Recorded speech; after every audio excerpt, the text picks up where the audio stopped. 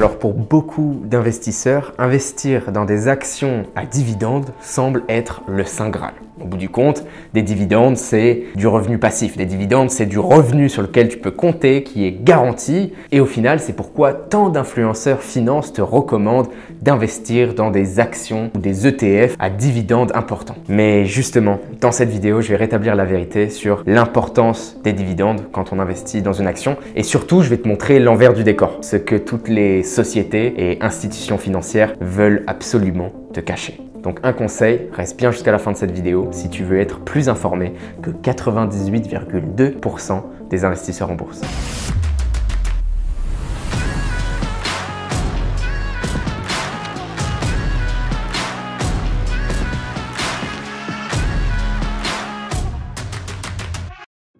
Avant toute chose, il faut bien comprendre ce que représente un dividende. Quand tu achètes une action, donc tu prends une part dans une société, la société peut faire le choix de reverser une part de ses profits aux investisseurs sous la forme d'un dividende, au lieu de garder l'argent dans la société. Donc ça, c'est la définition d'un dividende. Donc sur papier, incroyable pour les investisseurs. Tu investis dans une action et ils te redonnent une partie de tes bénéfices au lieu de les garder en quelque sorte pour eux, au lieu de les garder dans la société, ils te les reversent. C'est magnifique. Maintenant, la question qu'il faut se poser, c'est d'où vient cet argent? Donc, pour bien illustrer ça, on va prendre l'exemple d'un camion à pizza. Et pas n'importe lequel, Pizza Bilal. J'ai l'impression que littéralement dans tous les villages de France, il y a un camion à pizza qui s'appelle Pizza Bilal. Donc, tu es propriétaire du camion à pizza qui se nomme Pizza Bilal et à la fin de l'année, tu as fait un profit total, donc un bénéfice de 100 000 €. Tu as alors plusieurs choix qui s'offrent à toi. Soit payer un dividende aux investisseurs, si tu as eu des personnes qui t'ont aidé à développer ce camion à pizza, dans quel cas tu vas distribuer ces 100 000 $ sous la forme de dividendes un petit peu à tout le monde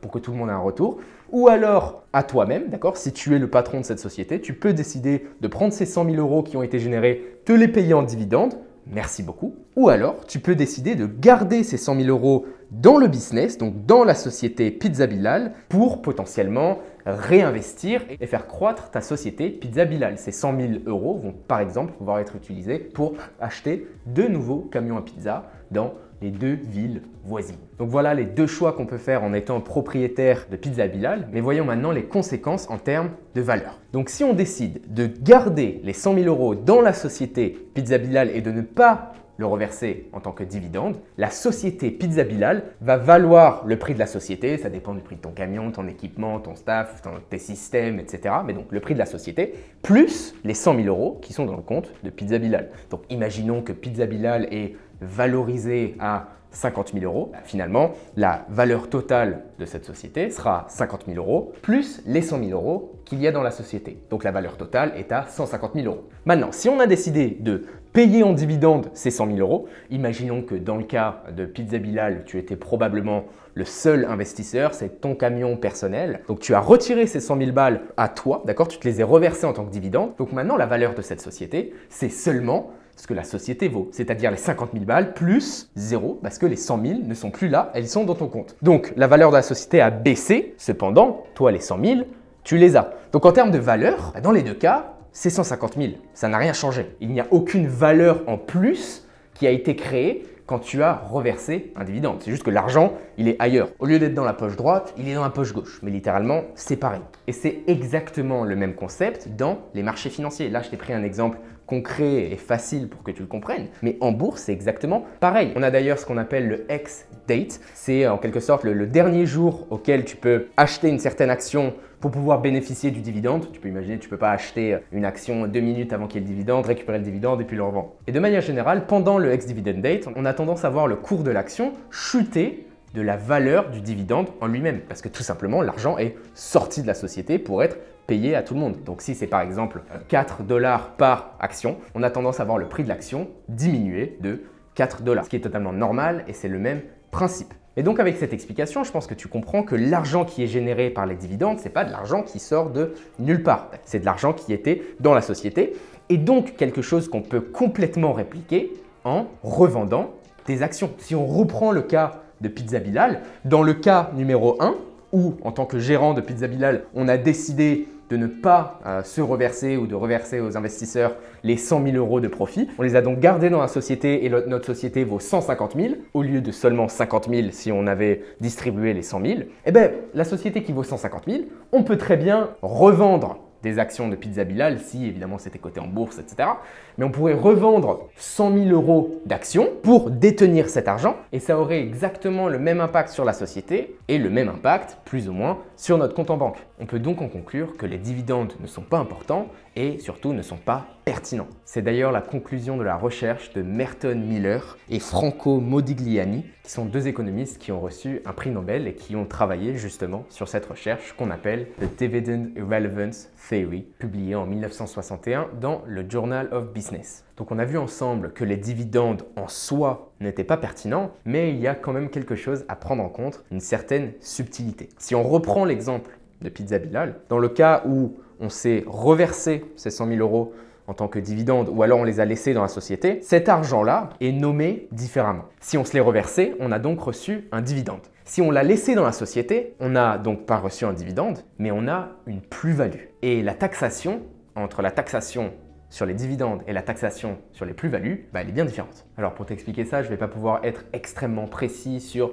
la taxation des plus-values et des dividendes parce qu'il y a énormément de variables, dont ta résidence fiscale. Ma résidence fiscale va potentiellement être différente de la tienne, les traités fiscaux, la domiciliation de la société dans laquelle tu investis. Donc je ne peux pas te donner un barème exact, mais généralement, du point de vue de l'efficacité fiscale, les plus-values sont souvent considérées comme plus avantageuses pour les investisseurs internationaux en raison de la possibilité de différer les impôts et éventuellement bénéficier de taux d'imposition plus bas. Donc, si je devais te résumer ça, dans, je dirais, 80% des cas, la taxation, la fiscalité sur les plus-values est plus intéressante que la taxation, la fiscalité sur les dividendes. Je te donne un exemple personnel. Je suis personnellement résident fiscal à Panama et si j'investis dans une société américaine qui me paye des dividendes, je vais tout de suite avoir ce qu'on appelle un withholding tax de 30% pris à la source. Donc avant même de recevoir mon dividende, on me taxe 30%, on me les prend, c'est terminé. Alors que ma taxation sur les plus-values, ce qu'on appelle capital gains, elle,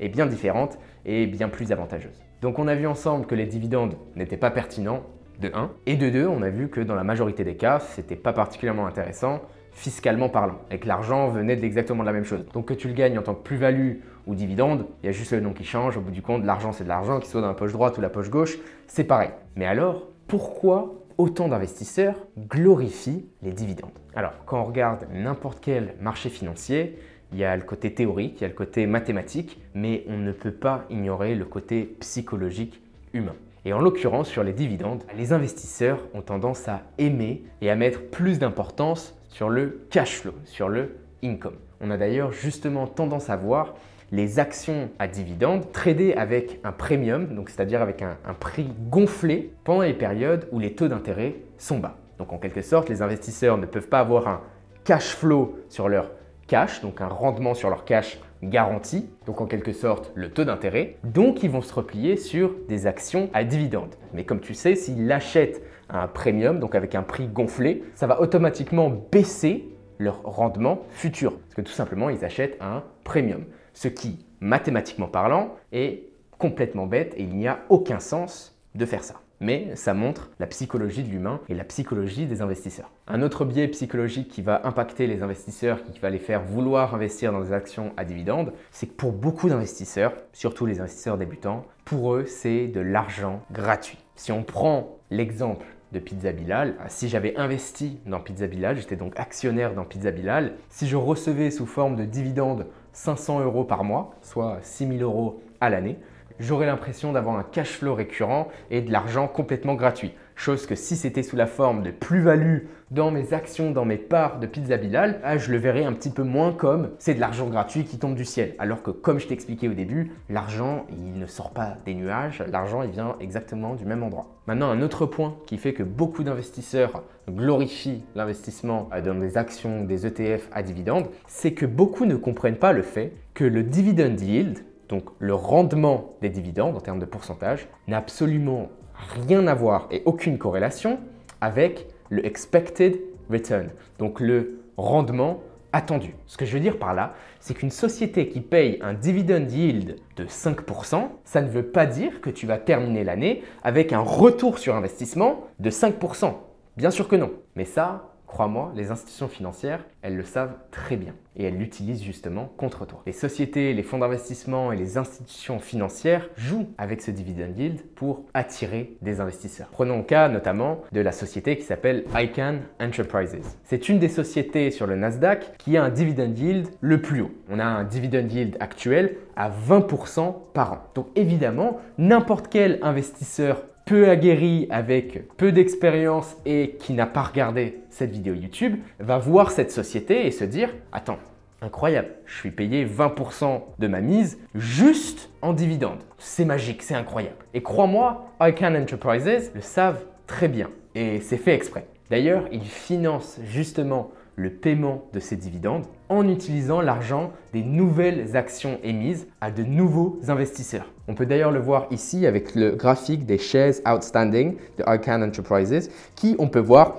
augmente donc en plus d'actions en circulation si on le compare par exemple à Apple qui sur les derniers 5 ans est en baisse et non pas en montée. C'est d'ailleurs pourquoi Icahn Enterprises a été plus ou moins accusé de faire tourner un Ponzi où, comme je te dis, il payait de gros dividendes, ce qui attire les investisseurs les plus crédules, financés par l'émission d'actions à des nouveaux investisseurs. Et si on regarde notamment la performance de Icahn Enterprises sur la dernière année, on peut voir une performance de moins 64,20%. Mais donc l'investisseur qui pensait acheter une action Icahn Enterprises et gagner 20% sur son investissement à la fin de l'année, il aura appris d'une manière un petit peu brutale que le dividend yield n'a absolument rien à voir avec le rendement attendu. Donc les institutions financières utilisent ce dividend yield à des fins de marketing. On peut d'ailleurs regarder dans les ETF, mais un ETF assez connu chez les personnes qui cherchent à investir et avoir des dividendes importants, parce que les dividendes, évidemment, c'est du revenu passif, vont potentiellement se pencher sur un ETF qui s'appelle HMAX, avec le nom Hamilton Canadian Financial Yield Maximizer, avec un dividend yield de 15% par an. Incroyable.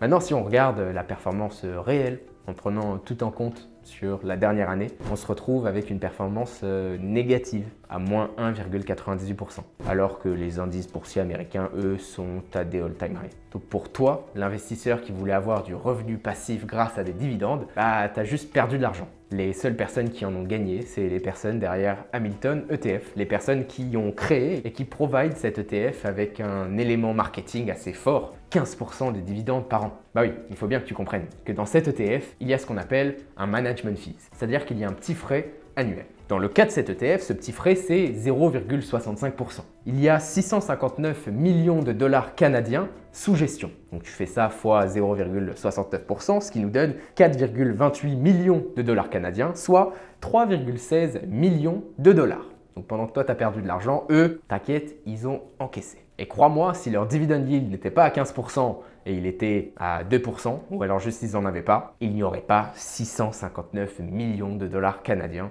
dans ce fonds, dans cet ETF. Alors, je ne dis pas qu'une société qui offre ou qui paye un dividende, c'est quelque chose de mauvais et à fuir. Si une société ne sait pas dans quoi réinvestir et n'a pas de meilleur endroit où mettre cet argent, réutiliser cet argent pour faire grossir la société et qu'il donc décide de le reverser aux investisseurs, il n'y a absolument aucun problème. Ce que j'essaye de te faire comprendre avec cette vidéo, c'est qu'en aucun cas, tu dois utiliser le critère de « je cherche une société qui paye des dividendes, je veux des dividendes importants » en tant que critère pour faire tes investissements. J'espère qu'avec cette vidéo, tu as bien compris que c'était littéralement bête de faire ça. Pour ma part, je suis trader à temps plein, donc être sur les marchés financiers littéralement tous les jours, c'est quelque chose que j'aime et c'est quelque chose que j'aime te partager ici sur YouTube où je fais des vidéos sur l'investissement, sur la finance, sur l'économie, sur le trading. Donc si c'est un sujet qui t'intéresse, je t'invite grandement à aller checker toutes les autres vidéos de la chaîne et aussi à t'abonner. Ça motive, ça fait plaisir. Si cette vidéo t'a plu aussi, n'oublie pas de mettre un like. Sur ce, c'était Elliot.